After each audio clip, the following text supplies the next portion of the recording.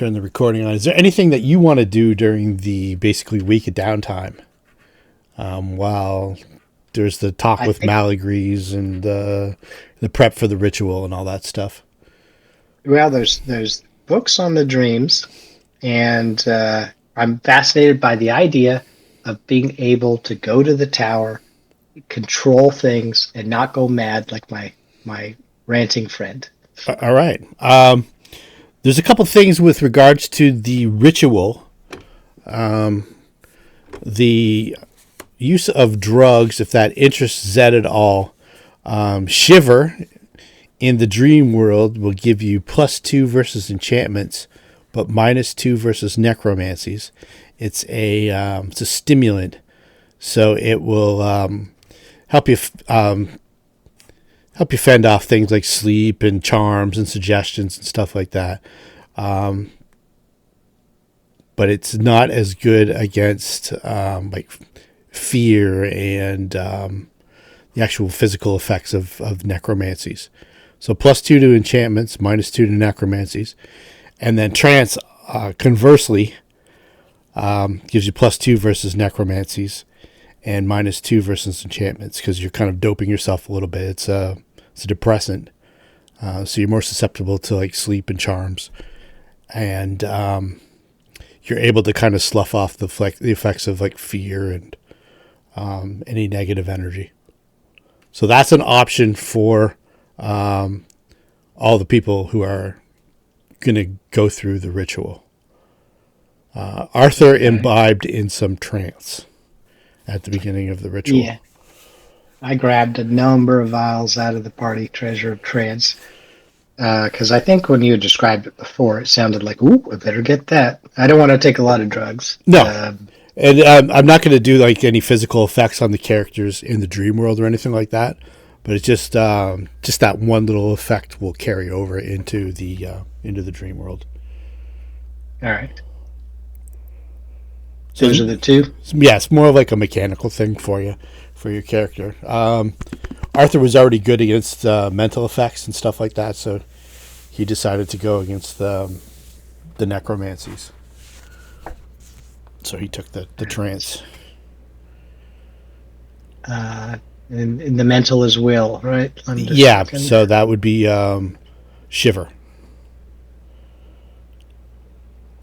Shiver's probably a better one of them to imbibe. Yeah, it's more of a stimulant. You're if you're worried about being suggestible or put to sleep or anything like that, that's the one to take. Well, Bakai's saves aren't the best.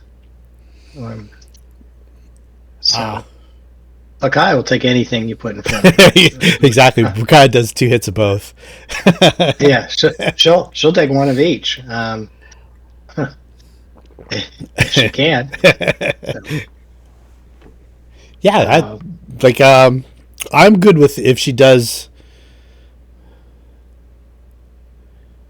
Trying to figure out a way, some kind of negative effect, if she does Shiver and Trance, to give her the +2 to both, and then maybe -2 to something else. I'll think about it over the course of the couple weeks. What the -2 or -4 would be. All right. Well, she'd be happy to take anything you put in front of her. Yeah. Actually, even down it with tequila. Okay, cool. So the ritual itself, just it's going to take place at the church. Avis has kind of closed off the church for lock the doors, get all the under priests out. It's just the group, and Avis is going to watch over your sleeping bodies while you're making this dream journey. Make sure that everything on this end is okay. Yeah, I grew up with Freddy Krueger. They're going to fall asleep and wind up in this too. So the church is basically cleared out. You've got like pillows and stuff like that cast in a circle on the ground in front of the altar, and in the center of the circle there's the ashes and the grave dirt. It's all smoothed over into a drawing palette, and the incense gets lit and people start to imbibe their wormwood wine and begin ritualistically chanting, almost like a meditation, to get yourself to a point where you're able to fall asleep.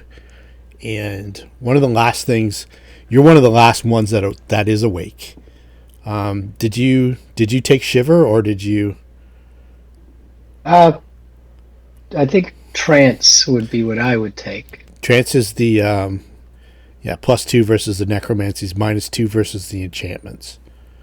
Oh, it's -2 to Yeah. enchantments. Whereas shiver's +2 versus enchantments and -2 versus the necromancies. I'll stick with that because I've got the elven immunities, which is +2 versus enchantments. And then as long as I'm next to Bakai, I think I get an extra +2 on all saves.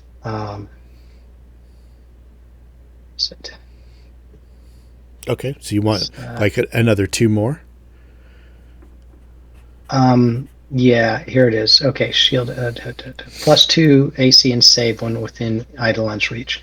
So we're going to stay close by. That'll give me a +2 to everything, and I'll do the trance.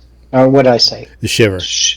Shiver. Give I'll you do the shiver. The +2 to the enchantments and -2 to the necromancies. Okay, cool. Yeah, and then we got she's going to take 1 of each. Okay, so Arthur's one of the first to kind of drift off, and Bakai, she's like a kid in the candy store here. She's almost too excited to fall asleep, and once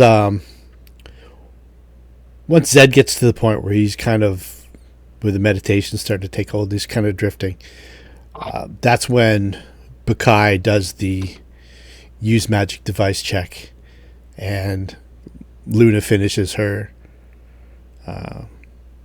ritualistic, not really a casting, but finishes with her part of the ritual, and kind of everything sort of goes misty and gray. You can hear some of the others. You can hear Bakai kind of giggling as she's doing her final bit, and you can hear Luna chanting. Everybody else is. I'm a wizard. Yeah. You will notice me. You will notice me.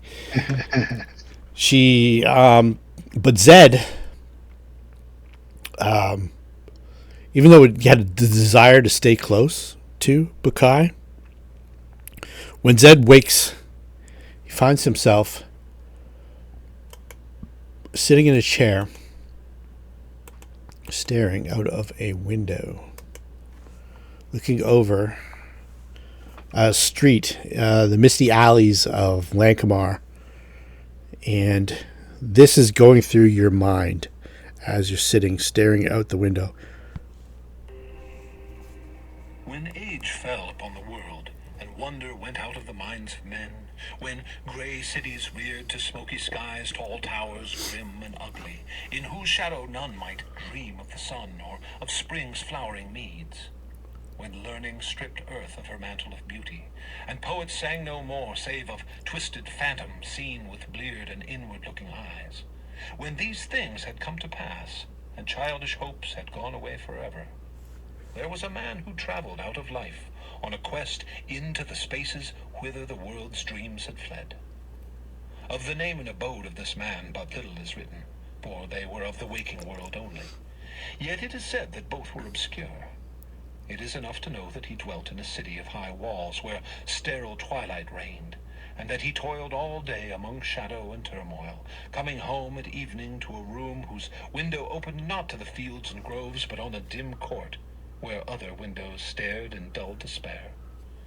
From that casement one might see only walls and windows, except sometimes when one leaned far out and peered aloft at the small stars that passed.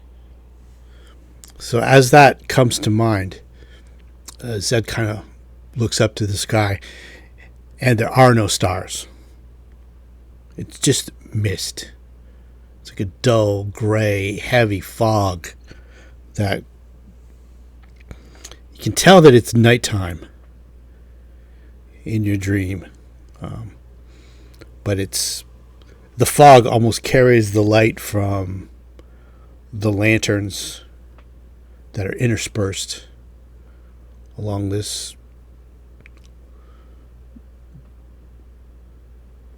little court, essentially. And as you're sitting at the window, you kind of get a glimpse of the room itself. It's pretty barren. You can tell at one point in time there was a rug on the floor. There's a chair beneath the window. There may or may not have been ash at some point on the floor that's been swept up. 2.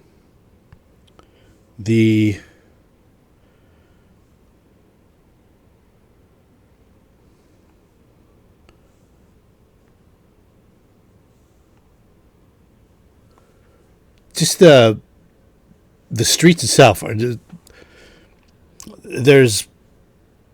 there's activity on the streets. It's almost like a din,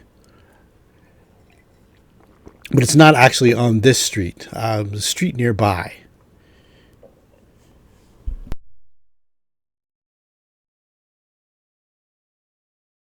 And I'm going to get Zed to make a perception check. All right.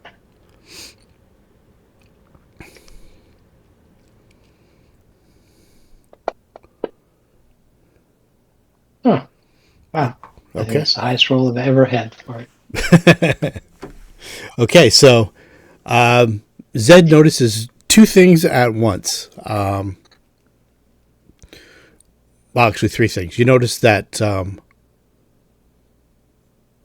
presence of a person you would have expected to be close by is absent, and you're trying to grasp what this person's name might be.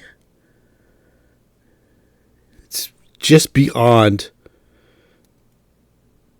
what you're able to come up with. It's there. It's like something that you know so intimately, but it just eludes you. It's just beyond you, and it's almost maddening. And also you hear a click on the floor by the door, and from down the alleyway you hear this. 1. Give, O magnanimous and liberal lord of the poor. Cried the beg. So you hear that high whining voice from down at the far end of the alleyway. It's kind of it's obscured by the fog, and you see a small emerald gemstone that you understand intrinsically to be yours, be important to you, slide beneath the slide between the door and the floor, out of your room. All right. So I don't remember Bakai's name? No. Okay. Well, Not at that's this, mine. At this instant, yeah. All right. And so I wouldn't think to just start summoning ritual her. No, not at this instant. All right. Then that's mine. I'm going to get it. Okay. I go grab my gem. All right. So Where have you been? as you exit the door, it's already down the stairs.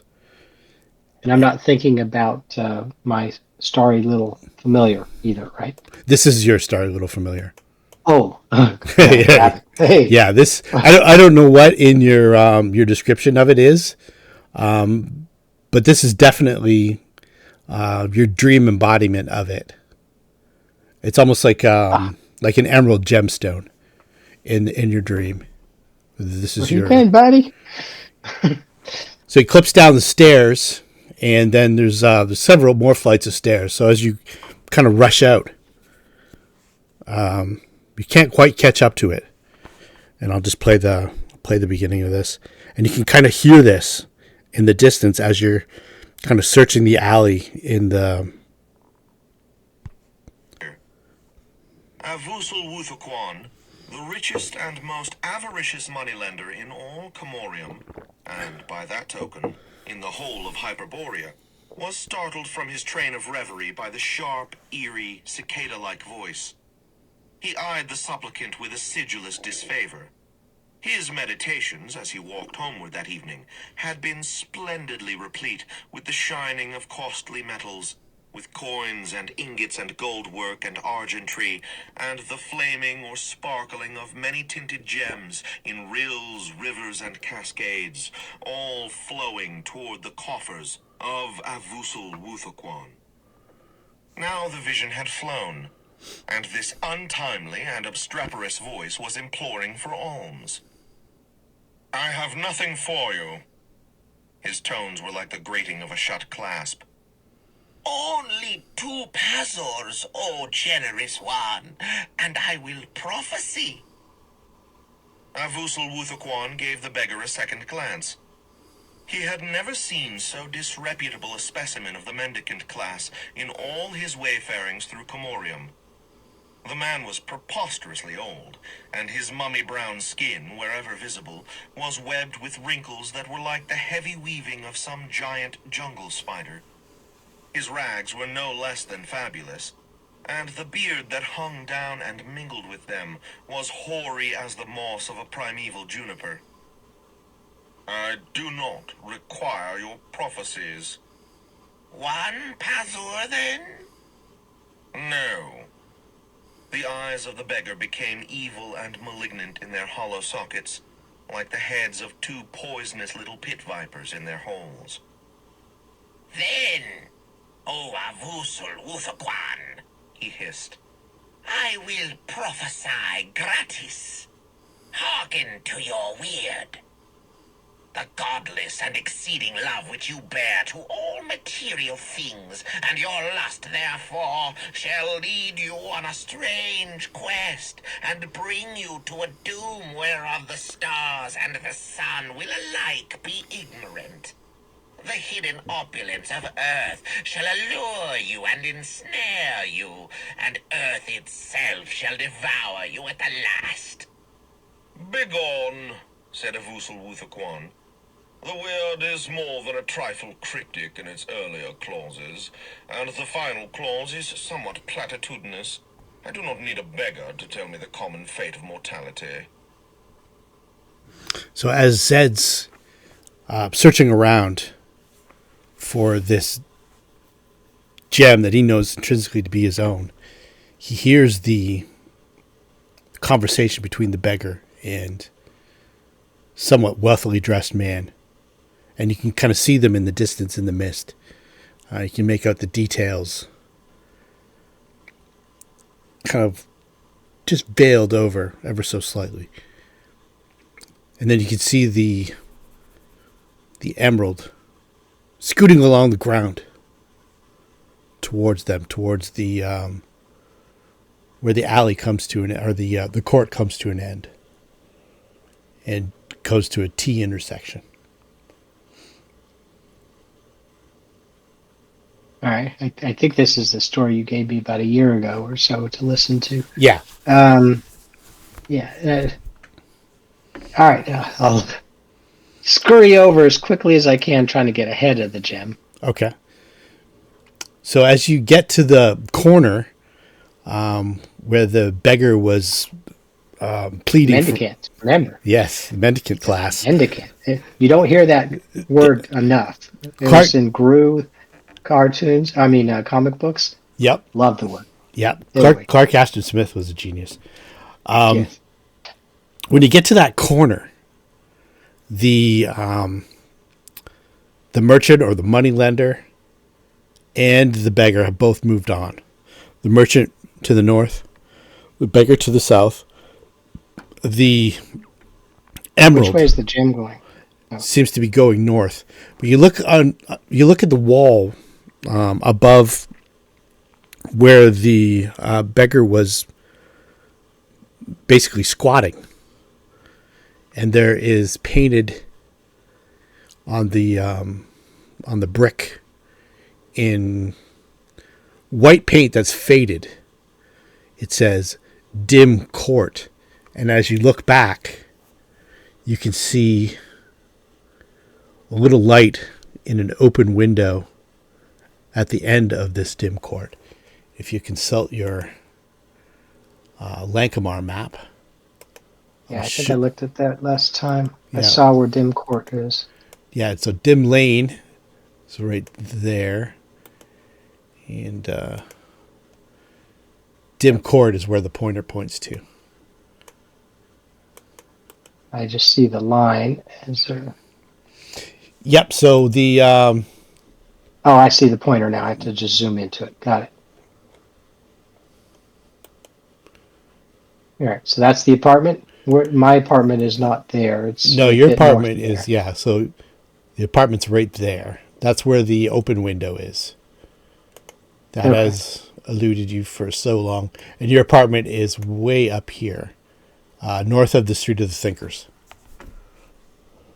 All right, I'll pause and see if I can't grab the mendicant. Do I have any coins in my pocket?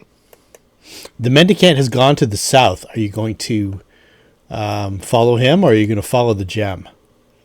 I'm going to look at the gem. How much am I coveting the gem? I mean, I feel like I should see if I can't figure out what he prophesizes for me.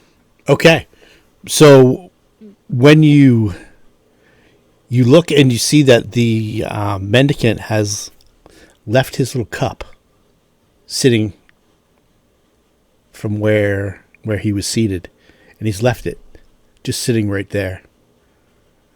I'll grab the cup and say, "Proud sir, one moment." He disappears into the mist. Look back at the gem. Is the gem continuing to move? Yeah, the gem's following the wealthy man, the moneylender. Decisions. All right, I'll put the cup down. I'll drop a couple of small coins in it, and I'll say, "Sir, you left your money. I've added to it." And I'll turn and go towards the gem. Okay. Noted. All right. Excellent. Prophecy. Okay. So you come out on Dim Lane. There's quite a few people on Dim Lane, and this is the dream. This is your dream. So everyone's acting fairly boisterously, and the gym has made its way to the left down towards a tavern, and you can see a sign, the Silver Eel, painted on an old clapboard and lit with a lantern. And the paint is old and faded, and the wood is kind of like rotted and warped, the mist. And the people are spilling out into the street from the tavern, and people are going in.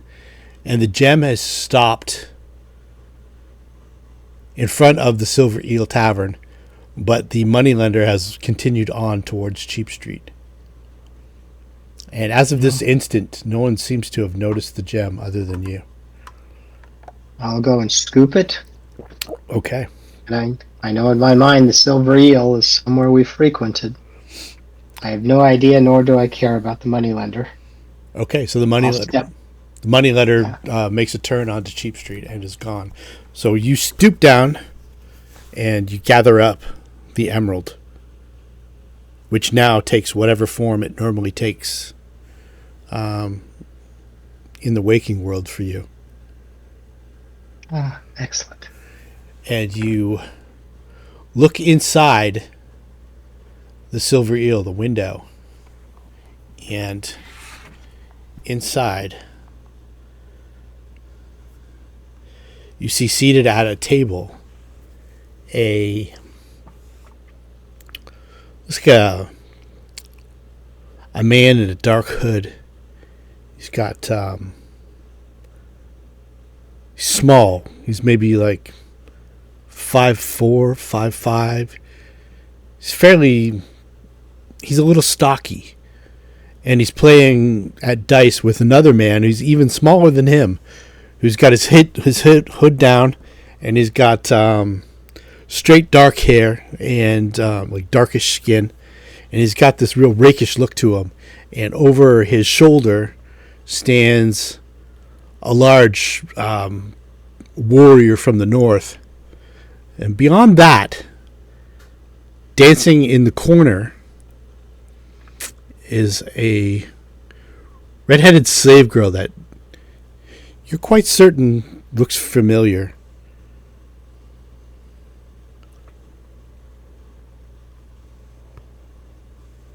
I'll step in. Sorry. Chapter 4. There we go. The Bleak Shore. All right, here we go. As you step in. So you think a man can You're here. cheat death and outwit doom? Said the small, pale man, whose bulging forehead was shadowed by a black cowl. The grey mouser, holding the dice box ready for a throw, paused and quickly looked sideways at the questioner. I said that a cunning man can cheat death for a long time. The silver eel bustled with pleasantly raucous excitement. Fighting men predominated, and the clank of swordsmen's harness mingled with the thump of tankards, providing a deep obligato to the shrill laughter of the women. Swaggering guardsmen elbowed the insolent bravos of the young lords. Grinning slaves bearing open wine jars dodged nimbly between. In one corner, a slave girl was dancing, the jingle of her silver anklet bells inaudible in the din. Outside the small, tight-shuttered windows, a dry whistling wind from the south filled the air with dust that eddied between the cobblestones and hazed the stars. But here, all was jovial confusion. The grey mouser was one of a dozen at the gaming table.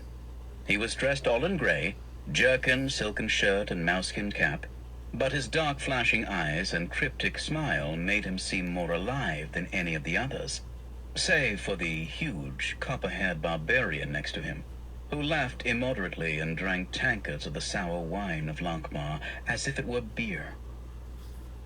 They say you're a skilled swordsman and have come close to death many times, continued the small pale man in the black robe, his thin lips barely parting as he spoke the words. But the mouser had made his throw, and the odd dice of Lankhmar had stopped with the matching symbols of the eel and serpent uppermost, and he was raking in triangular golden coins. The barbarian answered for him.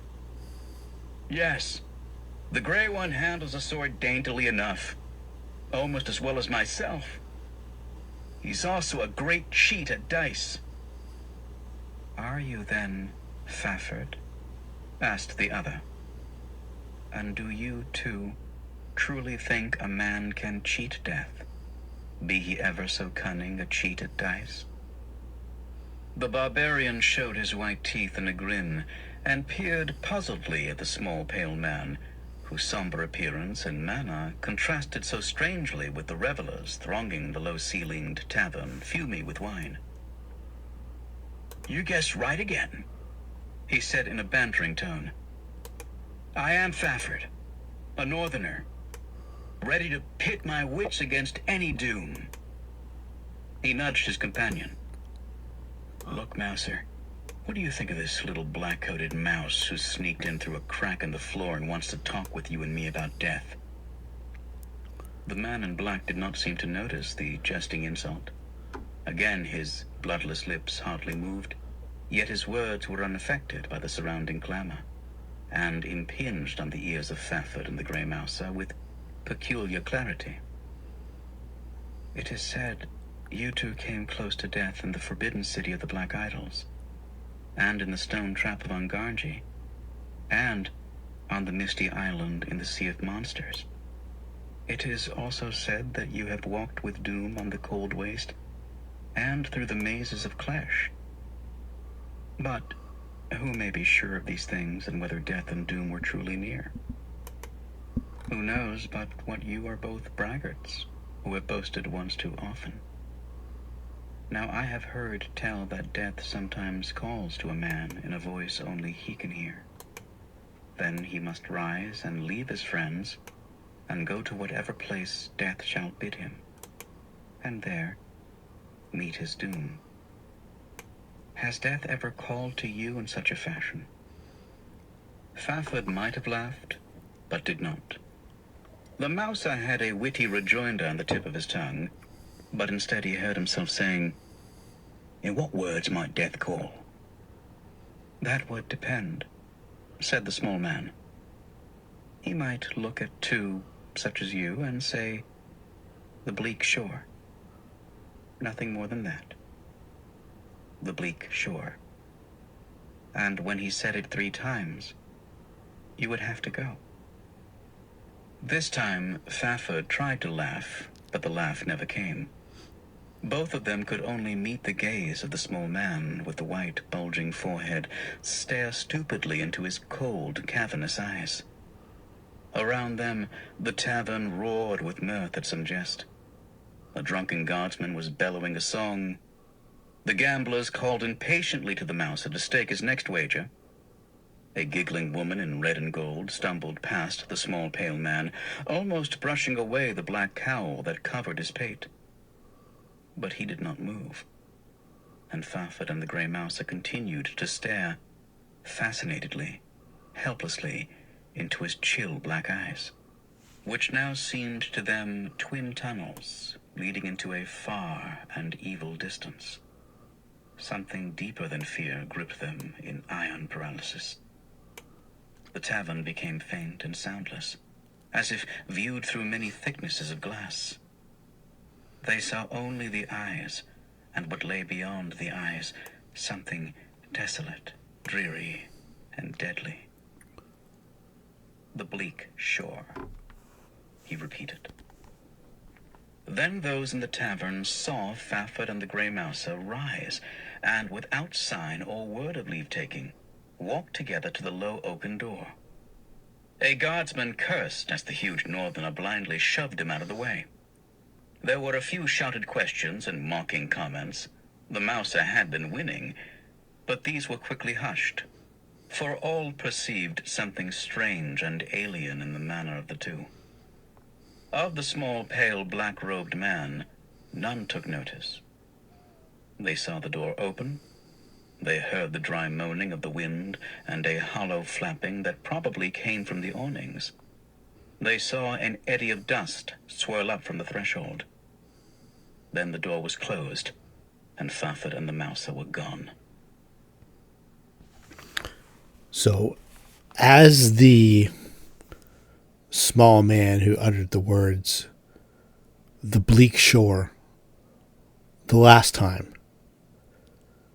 Zed gets a good look at the woman giggling in red and gold and instantly knows her name's Pakai. And as the 2 swordsmen leave, he turns his attention back to where the big 4-headed man in the dark cowl was. And he is gone. And he notes that there's only 2 people left in the tavern. And this thing from the bleak shore.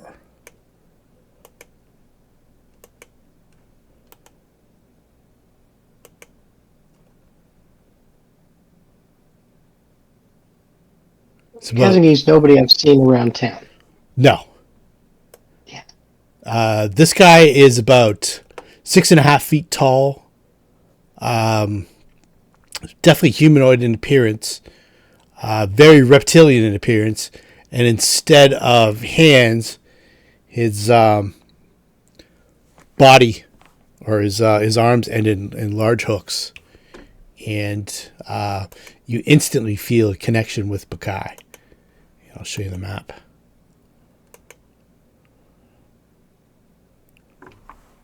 So in the story, these are the creatures that Fafhrd and the Grey Mouser fought on the bleak shore. Okay.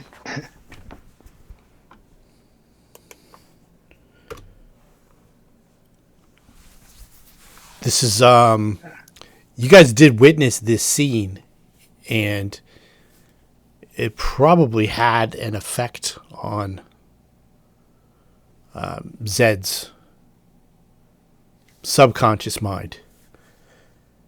And it probably had something to do with the man at the table who was uttering the bleak shore. So this creature roars, and both of its arms raise to the air. All right. Do I fully realize Bakai, or I think it's somebody? Yeah, Bakai looks to you like, where have you been? You guys know each other 100%, and you guys have all your gear, and this is where you come through in the dream. This is where Bakai is. Look at my weird look at Bakai. Of course you'd be at a bar. And you think back to when you first met her, and it was in the fighting pit, I believe. It's like, well, some things never end. Let's get them. All right, shoot yourself some initiatives. All right. So,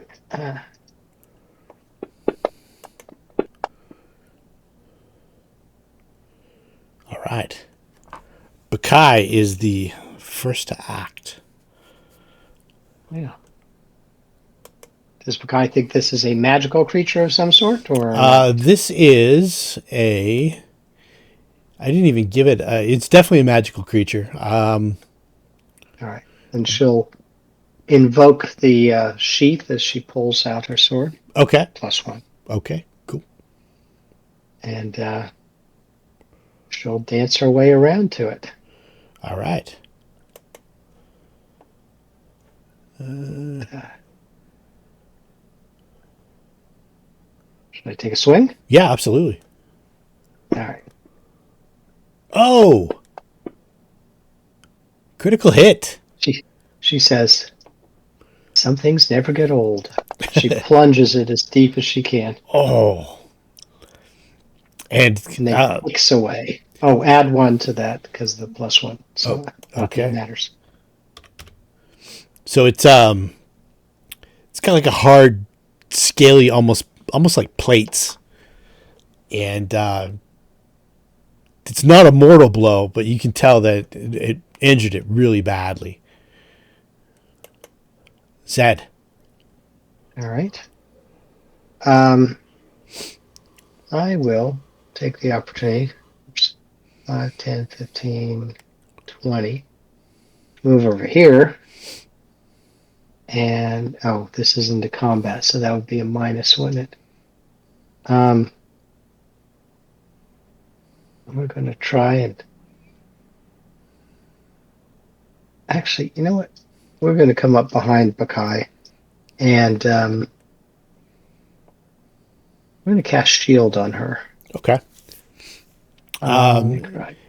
Before you guys went to sleep, because it lasts for so long, like 1 hour per level, if you wanted to do mage armor on yourself and her, that's fine too. It's going to last for like, I think 6 or 7 hours. All right, let me drag that. And let's see, is mage armor on? I don't see it, so let's put that on. Okay. All right, so I come up behind and tag a shield on her and say, do what you do. Cool. Very cool. Nicely done. Let's see here. Spells is going to be... First rule of Fight Club. Roleplay, don't get hit. So let's see here. Rage. So this creature flies into a bit of a frenzy and flails out at Bakai with 2 massive hooks and then attempts to bite her. Ooh. Oh, 30's a miss. Nice. That's the shield did it. If she didn't, Actually, no. Let me see. What is her? Let's see. Should be one more. Just each Yep, from that's a her. miss as well. Okay.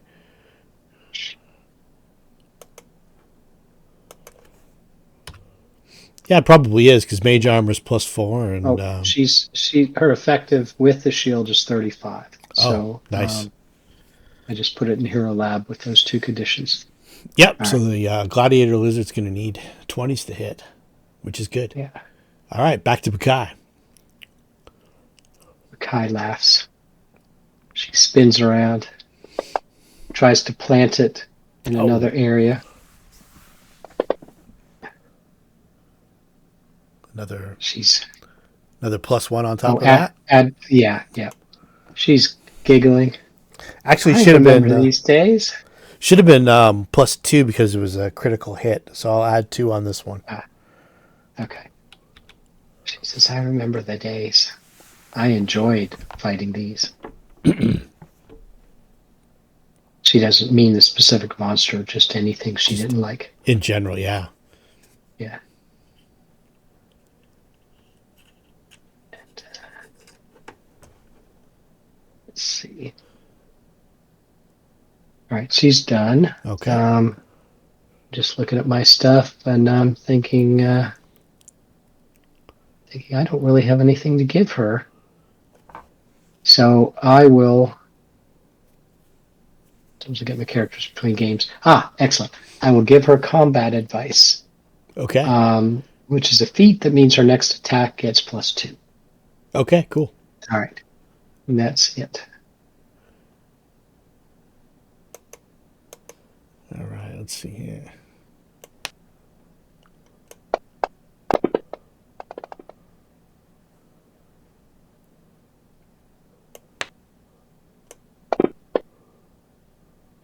Nope. And Bakai dances around those blows. And it's back to her for round 3. She starts singing a seaside chanty she heard that's rather vulgar that I won't repeat. And Oh! She stops, forgets the words, and doesn't swing. What rhymes with Nantucket? And I'm like, Pakai, focus. And I do the combat advice again. She goes, oh yeah, sorry. All right. So the gladiator lizard roars and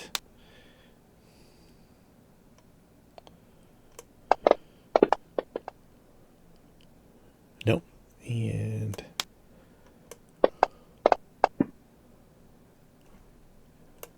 she is too well defended by magic and skill to be harmed. Bakai. I say, Pakai, finish this. Sweep the leg, Bakai. Is a miss. She starts dancing around. I have him. He can't do anything. I have him. I'm like, Pakai, this has to stop. All right.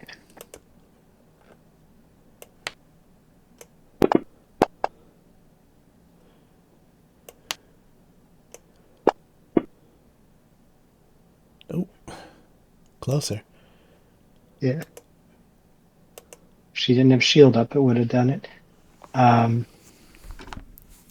She sighs heavily. Fine. We'll end this. Ooh, almost a crit. And add one. We'll add one more. One more ought to do it. The creature wavers. She kind of shrugs, looks at me. I thought that would do it. I'm like, Kai, look, aim for one of the open wounds. Again, that's combat advice, so she gets +2. Oh, I forgot to give it. Well, it doesn't matter. It's okay. All right. Oh. A less well-defended person would have been taken apart by now. All right. I am adding the 3 into the adjustment, so what I roll should be correct. Okay, cool. She goes, all right, I'll aim for this space that I opened up prior. And she gets her sword in, and then she lifts between the rib cage cracks it, and then kicks him over. She looks around and sees if there's any wine on any of the tables and grabs some. She splits open the creature's belly, and then within, she can see that she has cracked open a monstrous egg, and the yolk kind of spills forward or spills out, and there's a humanoid, almost like a doll within the egg that bears a resemblance to Zed. He's got the same color hair. It's the same kind of shirt that he wears. It might be just an effigy of him. Living? A doll? Yeah, kind of like that, but it's actually an embryo that's taken that appearance. And then the creature kind of dissolves into the floor. And yeah, there's drinks all around. And when you realize what's exactly gone on, at some point you find yourself in front of the Church of Etah, and Arthur is standing waiting.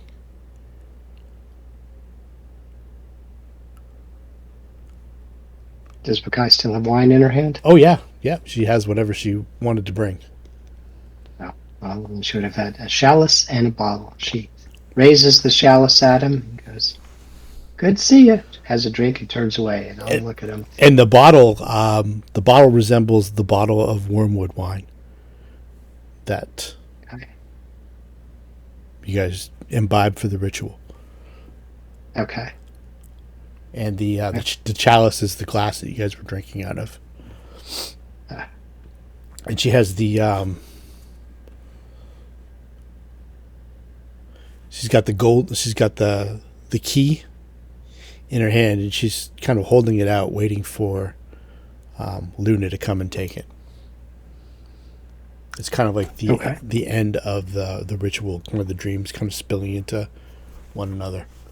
But you have a recollection of all of these things, like the first meeting with Bakai, the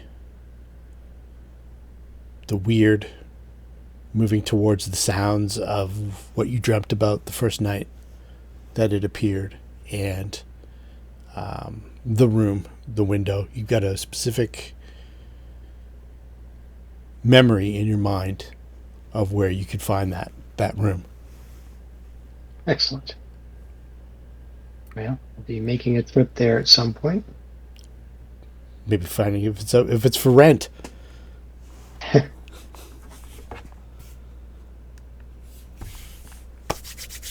And we'll see you in a couple weeks.